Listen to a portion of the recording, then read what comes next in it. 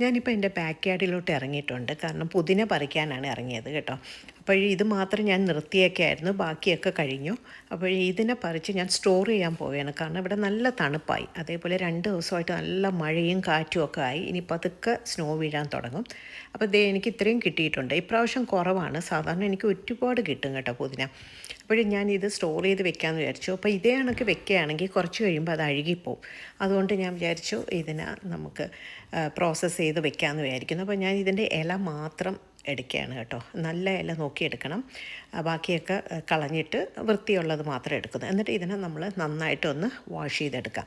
അപ്പോൾ ഇതിങ്ങനെ ചെയ്ത് വെക്കുന്നത് ഇത് എന്തിനെന്ന് വെച്ചാൽ, ഇപ്പോൾ നമ്മളെപ്പോലെ വിൻ്റർ രാജ്യങ്ങളിലൊക്കെ താമസിക്കുന്നവരാണെങ്കിൽ ഇത് വളരെ യൂസ്ഫുള്ളായ ഒരു ടിപ്സാണ് കേട്ടോ. അപ്പോൾ നാട്ടിൽ താമസിക്കുന്നവർക്ക് ചിലപ്പോൾ ഇതിൻ്റെ ആവശ്യമില്ല. കാരണം അവർക്ക് ക്ലൈമറ്റ് നല്ലതാണ്, ഫ്രഷായിട്ട് തന്നെ വെളിയിൽ പോയി പറിച്ച് യൂസ് ചെയ്യാം.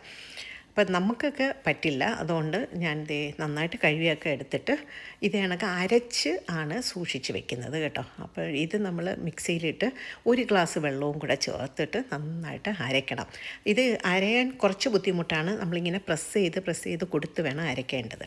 കണ്ട ഇത് കണക്ക്. അപ്പം നന്നായിട്ട് അരച്ചെടുക്കണം. ഒരുപാട് വെള്ളം ഇതിലോട്ട് ഒഴിക്കരുത് കേട്ടോ.